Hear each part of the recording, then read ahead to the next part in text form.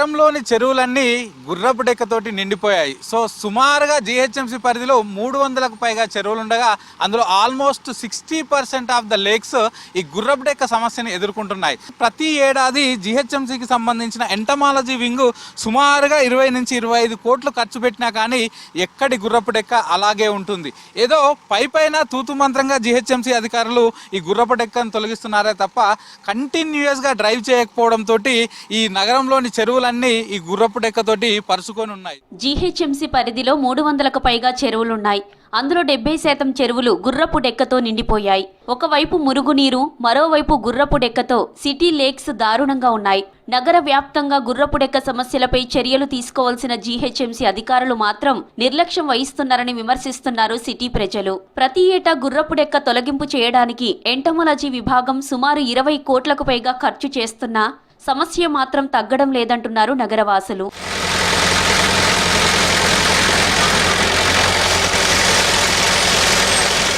ప్రస్తుతం floating trash మిషన్లతో గుర్రపు డెక్కను తొలగిస్తుంది బల్దియా. అయితే జీహెచ్ఎంసీ పరిధిలో 300కు పైగా చెరువులు ఉండగా కేవలం 6 ఫ్లోటింగ్ ట్రాష్ మిషన్లతోనే గుర్రపు డెక్కను తీస్తున్నారు. దీంతో ప్రధాన సమస్య పరిష్కారం కాకుండా తాత్కాలికంగా చర్యలు తీసుకుంటున్నారని ఆరోపిస్తున్నారు. చెరువుల్లోకి మురుగునీరు నేరుగా వదలడం వల్లే గుర్రపు డెక్క భారీగా పేరుకుపోతుందంటున్నారు నిపుణులు.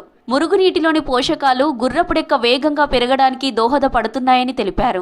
అందుకే మురుగునీరు చెరువుల్లోకి రాకుండా కట్టడి చేయాలని డిమాండ్ చేస్తున్నారు నగరవాసులు. దుర్గం చెరువులో కూడా గుర్రపు డెక్క విపరీతంగా పెరిగింది. దీంతో అధికారులు బోటింగ్ కార్యకలాపాలను నిలిపివేశారు. సో మనం చూస్తున్నాం కదా, ఇట్ ప్రజెంట్ దుర్గం చెరువు దగ్గర ఉన్నాం, మాదాపూర్ దుర్గం చెరువు దగ్గర. సో ఇక్కడ ఈ ఐటీ ఏరియాలో, సో ఇదంతా పాష్ ఏరియా అంటారు. సో ఇక్కడ టూరిజం డెవలప్మెంట్ కోసం సుమారు ఒక 100 కోట్లు ఖర్చు పెట్టి ఈ చెరువునంతా కూడా పూర్తిగా సుందరీకరించారు. అలాగే ఇందులో టూరిజం నుంచి బోట్లు కూడా ఏర్పాటు చేశారు. సో సందర్శకులను ఆకర్షించే విధంగా ఈ చుట్టుపక్కల ప్రాంతాలన్నిటిని కూడా డెవలప్ చేశారు. కానీ ఈ ప్రస్తుతం మనం ఉన్నటువంటి ఈ దుర్గం చెరువులో ఆల్మోస్ట్ ఒక 70 to 75% ఆఫ్ ద లేక్ గుర్రపు డెక్కతోటి నిండిపోయింది. ఈవెన్ టూరిజం డిపార్ట్మెంట్ దీనిలో ఏర్పాటు చేసినటువంటి బోటింగ్ కూడా పూర్తిగా ఆపేశారు. లాస్ట్ 1 వీక్ నుంచి ఇందులో బోటింగ్ కూడా ఆపేశారు. సో మనం చూస్తున్నాం కదా, ఇవన్నీ కూడా ఇక్కడ ఉన్నటువంటి బోట్స్, అలాగే ఇక్కడ పెడల్ బోట్స్ ఉంటాయి, స్పీడ్ బోట్స్ ఉంటాయి, అలాగే పార్టింగ్ బోట్స్ కూడా ఉంటాయి. సో ఇవన్నీ కూడా పూర్తిగా ఆగిపోయాయి. ఎందుకంటే చెరువులో మొత్తం గుర్రపు డెక్కే ఉంది కాబట్టి ఈవెన్ ఈ బోట్లు కూడా కదలలేని పరిస్థితి ఏర్పడిపోయింది. గుర్రపు డెక్క వల్ల దోమలు పూర్తిగా ఇందులోనే ఉంటాయి. దీనిలోనే గుడ్లు పెట్టడం, ఇందులో నుంచే దోమలు ఎక్కువగా పెరిగిపోవడం, ఈ చుట్టుపక్కల ప్రాంతాల వాళ్ళందరికీ కూడా దోమలు పెరగడం కూడా ఈ గుర్రపు డెక్క వల్లనే జరుగుతుంది. సో దీన్ని నివారించడానికి ఇటు జిహెచ్ఎంసీ అధికారులు పూర్తిగా మనం ప్రస్తుతం ముందు చూస్తున్నటువంటి ఈ ఫ్లోటింగ్ ట్రాష్ కలెక్టర్స్ అన్నిటిని వాటి ద్వారా ఇవి గుర్రపు డెక్క తీస్తున్నామని చెప్తున్నారు తప్ప ఇది జోన్కి ఒకటి మాత్రమే ఉంది. అంటే ఇంత పెద్ద మహానగరంలో కేవలం 6 మాత్రమే ఉన్నాయి. సో దీంతో ఈ 300 చెరువుల్లో ఉన్న గుర్రపు డెక్కను ఎలా తొలగిస్తారో మాత్రం అర్థం అవట్లేదు. దుర్గంధం, దోమలతో ఇబ్బందులు పడుతున్నారు చెరువు చుట్టూ నివసించే ప్రజలు. పిల్లలు, వృద్ధులు జ్వరాలు, డెంగ్యూ బారిన పడుతున్నారని తెలిపారు స్థానికులు. ప్రగతి నగర్ పరిధిలోని అంబీర్ చెరువులో మురుగునీరు పెరగడంతో గుర్రపు డెక్క విస్తరించింది. అక్కడ గుర్రపు డెక్క తొలగించేందుకు 2 కోట్ల రూపాయలు ఖర్చు పెట్టామని అధికారులు చెబుతున్నా ప్రస్తుతం కూడా చెరువు నిండా గుర్రపు డెక్క కనిపిస్తుందంటున్నారు ప్రజలు. సో ఎట్ ప్రజెంట్ మనం ప్రగతి నగర్ వేలో ఉన్నటువంటి అంబర్ చెరువు దగ్గర ఉన్నాం. సో ఇక్కడ చెరువు చూస్తే ఇది 158 ఎకర్స్ ఆఫ్ చెరువు ఉంటుంది. సో దీంట్లో ఆల్మోస్ట్ ఒక 70% ఆఫ్ ద చెరువు ఈ గుర్రపు డెక్కతోటి పూర్తిగా కవర్ అయిపోయింది. సో రీసెంట్గా హైడ్రా అధికారులు ఇక్కడికి వచ్చారు. సో ఈ చుట్టుపక్కల వాళ్ళంతా కూడా నాన్ వెజ్ వేస్టేజ్, అలాగే చెత్త ఇదంతా దీంట్లో వేస్తున్నారని కంప్లైంట్ రావడంతో ఇక్కడికి వచ్చి ఇదంతా క్లీన్ చేయించారు. కానీ గుర్రపు డెక్క మాత్రం అలాగే ఉంది. సో రీసెంట్గా అప్పుడు ఇక్కడ చుట్టుపక్కల ఉన్న చెత్త అంతా తీసేసినప్పుడు గుర్రపు డెక్కను కూడా తొలగించారు. కానీ ఆ తర్వాత మళ్ళీ గుర్రపు డెక్క మళ్ళీ విస్తరించింది. సో ఇక్కడ తీసే విధానం కూడా చాలా రాంగ్ వేలో ఉంది. ఎందుకంటే గుర్రపు డెక్కను పూర్తిగా తొలగించిన తర్వాత ఇక్కడి నుంచి జవహర్ నగర్లో ఉన్నటువంటి డంపింగ్ యార్డుకి తరలించాల్సి ఉంటుంది. కానీ మనం ఇక్కడ చూసుకుంటే ఈ చెరువులో తీసినట్టు ఈ పూర్తిగా ఈ గుర్రపు డెక్కను మళ్ళీ దీనిలోనే వదిలేశారు. సో కుప్పలుగా ఈ చెరువులోనే వేయడంతో సో అదే మళ్ళీ ఎక్కువగా స్ప్రెడ్ అయిపోయి చెరువు అంతా విస్తరిస్తుంది. సో దీని వీళ్ళు ఈ ట్రాష్ కలెక్టర్లతో తీసినా కూడా ఎలాంటి లాభం లేకుండా పోతుంది. సో ఇక్కడ కొంతమంది స్థానికులు ఉన్నారు. సో వీళ్ళని అడిగి తెలుసుకుందాం. సో ఎట్లా ఉంది ఏంటి, ఇక్కడ గుర్రపు డెక్క ఎన్ని రోజుల నుంచి ఉంది ఏంటి అనే అన్ని విషయాలను వీళ్ళని అడిగి తెలుసుకుందాం. సో సార్ చెప్పండి సార్, సో ఇక్కడ ఈ అంబర్ చెరువులో ఎన్ని రోజుల నుంచి ఈ గుర్రపు డెక్క ఇట్లా కనబడుతుంది, దీనివల్ల ఎట్లాంటి సమస్యలు వస్తున్నాయి మీకు? ఇక్కడ శ్రీనివాస కాలనీలో ఉంటాను, హైదరాబాద్ డివిజన్. ఈ గుర్రపు డెక్క మళ్ళీ ఫామ్ అవటము ఇదంతా జరుగుతూ ఉంది.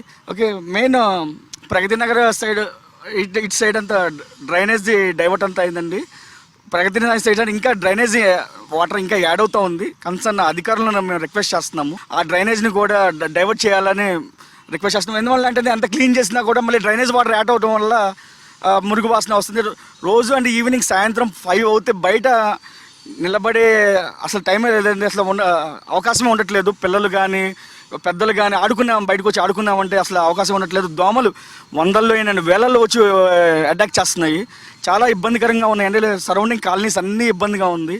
ప్లస్ ఆ తర్వాత లేక్ క్లీనింగ్ అంతా మొత్తం గుర్రపు డెక్కని ఇదంతా తీసేయాల్సిందిగా కోరుతున్నాము. సో మీరు చెప్పండి, సో ప్రతి ఏడాది అధికారులు ఈ గుర్రపు డెక్క తొలగిస్తున్నామనే చెప్తున్నారు, కానీ దీనిలో చూస్తే ఎక్కడిది అలాగే ఉంది. సో దీనిపైన ఏమంటారు? అంబీర్ చెరువు అనేది చాలా బ్యూటిఫుల్ లేక్. మనం చూస్తూ ఉంటే అక్కడ కూడా కొండ మీద వలస పక్షులన్నీ కూడా వచ్చి ఇక్కడికి వస్తూ ఉంటాయి. సో ఇది ఏం జరుగుతుందంటే రియాలిటీలో ఈ చెరువులో ఈ నాన్ వెజ్ డంపింగ్ వేస్టేజ్ కానివ్వండి, అలాగే కొంతమంది ఇళ్ళ నుంచి వాళ్ళ ఇంట్లో చెత్త కూడా మున్సిపల్ వ్యాన్స్లోకి వేస్తే అమౌంట్ ఇవ్వాల్సి వస్తుందని చెప్పి వాళ్ళు ఏం చేస్తున్నారంటే ఈ కవర్లలో అవన్నీ చుట్టుకొచ్చి రోజు ఇట్లా వెళ్ళిపోతా ఆన్ ది వేలో ఇసిరేసి వెళ్ళిపోతా ఉన్నారు.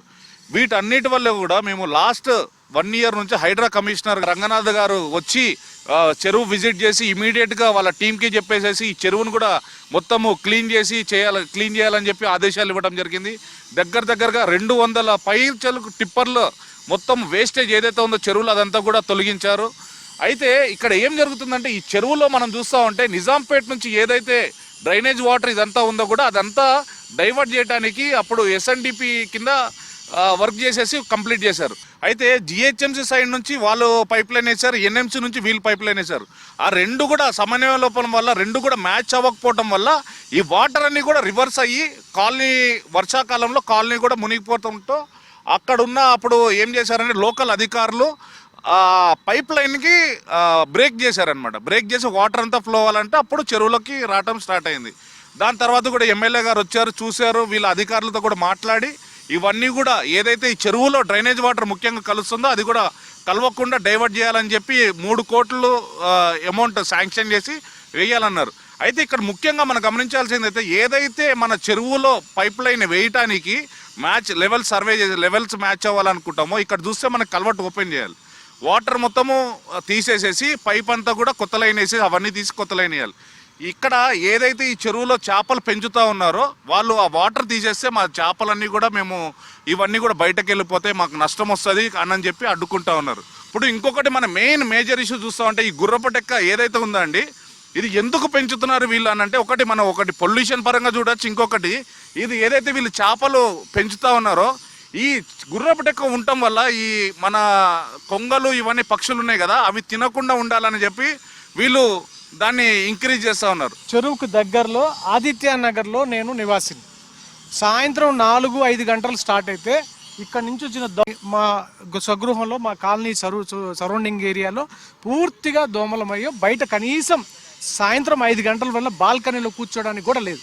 సరే కనీసం ఎక్కడైనా ఛాయ్ తాగదామన్నా రోడ్డు మీద కూడా కూర్చోలేము. ఒక 4-5 గంటల నుంచి స్టార్ట్ అయితే 8-9 దాకా దోమలు బికాజ్ ఆఫ్ ఈ లేక్ యొక్క దుర్గంధమైనటువంటి వాసన. మీకు ప్రగతి నగర్ నుంచి ఆ డ్రైనేజ్ని క్లోజ్ చేయకుండా ప్రగతి నగర్ నుంచి డ్రైనేజ్ వాటర్ని చెరువులో కలుపుతున్నారు. దీనికి ముందు సొల్యూషన్ తీసుకురావాలి. ప్రగతి నగర్ నుంచి వచ్చి ఆ కాలనీ మొత్తం డ్రైనేజ్ అంతా వచ్చి ఈ అంబీర్ చెరువులో ఉంటుంది. సో ఇవన్నీ కూడా 1 by 1 సార్ట్ అవుట్ చేయాలి. నిన్న మొన్నది హైడ్రా విజిట్ జరిగిందని చెప్తున్నారు. హైదరాబాద్ మొత్తం అన్ని లేక్ల మీద పూర్తిగా కాన్సన్ట్రేషన్ చేసి ఏదో చేస్తుంది అని, కానీ ఈ ప్రగతి నగర్ అంబీర్ చెరువుని ఎందుకు పట్టించుకోవట్లేదు అనేటువంటిది ఆలోచన మేము కూడా పలుమార్లు కూడా ఫిర్యాదు చేయడం జరిగింది. ఒకసారి ఈ మట్టి చూపించండి, ట్రాక్ చుట్టుపక్కల మట్టి పోసారు. ఈ మట్టి పోసి 30 కోట్లు దండుకున్నారు బీఆర్ఎస్ ప్రభుత్వంలో. కనీసం ఇప్పుడు కాంగ్రెస్ ప్రభుత్వంలో అయినా సరే హైడ్రా తీసుకొచ్చారు. ఆ హైడ్రాతో మా ప్రగతి నగర్ చెరువుని సుందరీకరణ చేస్తారా? ఇటు జిహెచ్ఎంసీకి సంబంధించిన వాళ్ళేమో ఈ చెరువులో గుర్రపు డెక్క లేకుండా పూర్తిగా తీసేస్తామంటున్నారు. కానీ ఇక్కడ చెరువులు చూస్తే ఎక్కడ చూసినట్లు అలాగే ఉన్నాయి. సో దీనిపైన ఏమంటారు? అంబీర్ చెరువును దత్తత తీసుకుంటున్నాం. అంబీర్ చెరువులో మౌలిక వసతులు కల్పిస్తాం. అంబీర్ చెరువును శుద్ధి చేస్తాం. అంబీర్ చెరువులో మురికి నీరు కలవమని బీఆర్ఎస్ ప్రభుత్వం చెప్పింది. కేటీఆర్ స్వయంగా వచ్చి ఇక్కడ అధికారులందరూ పిలిచి రేపటి నుండి చర్యలు మొదలు పెడుతున్నాం అని చెప్పిళ్ళు. గతంలోనే బీఆర్ఎస్ ప్రభుత్వం ఉన్నప్పుడు చెరువు బ్యూటిఫికేషన్కి నాకు తెలిసినంత వరకు 21 కోట్లు సమాచారం ఉంది. 21 కోట్లతో సుందరీకరణ పనులు, వాకింగ్ ట్రాకు, తర్వాత ఎస్టీపీ అని మొదలుపెట్టిళ్ళు. మరి ఎస్టీపీ ఎక్కడ పోయిందో, వాకింగ్ ట్రాక్ ఎక్కడ పోయిందో మధ్యలో వదిలేసిళ్ళు. ఈ ప్రభుత్వం కొంతవరకు హైడ్రా వచ్చింది, దీనిపైన పలు ప్రజలు కూడా ఫిర్యాదు చేయడం జరిగింది. దానిలో మేము కూడా ఫిర్యాదు చేసినాం. అంబీర్ చెరువును ఆక్రమణకు గురి కాకుండా చూడాలి, వాకింగ్ ట్రాక్ వేసిళ్ళు. తర్వాత అంబీర్ చెరువులో మురికి నీరు కలుస్తుంది. మురికి నీరు కలవకుండా డైవర్షన్ నాలా ఇచ్చిళ్ళు, కానీ మరి డైవర్షన్ మాత్రం చేయలేదు. దానివల్ల మురికి నీరు అట్లే ఉంది, గుర్రపు డెక్క వస్తుంది. ఏదైతే ప్రగతి నగర ప్రజలు, నిజాంపేట ప్రజలు, తర్వాత శంషిగూడ సంబంధించిన ప్రజలు, అదే ఆదిత్య నగర్ సంబంధించిన ప్రజలు ఈ చెరువు వల్ల భూగర్భ జలాలు కలుషితమవుతున్నాయి, మురికి నీరు వచ్చి చేరుతుంది, గుర్రపు డెక్క, దోమల సమస్య, దోమల వల్ల అనారోగ్య సమస్య. చెరువుల పునరుద్ధరణ, బయోలాజికల్, మెకానికల్ పద్ధతుల సమన్వయంతో దీర్ఘకాలిక చర్యలు తీసుకోవాలని సూచిస్తున్నారు పర్యావరణవేత్తలు. ఇప్పటికైనా జీహెచ్ఎంసీ సంబంధిత శాఖల సమన్వయంతో చర్యలు తీసుకోవాలని కోరుతున్నారు ప్రజలు. సగం చెరువుల్లో ఉన్నటువంటి ఈ గుర్రపు డెక్కను వెంటనే అధికారులు మేల్కొని దాన్ని ఒక పర్మనెంట్ సొల్యూషన్ చూపిస్తే తప్ప సిటీలో దోమల సమస్యను 90% వరకు తొలగించలేమని నిపుణులు చెప్తున్నారు. కెమెరా పర్సన్ శ్యామ్తో సదానందం, V6 న్యూస్, హైదరాబాద్.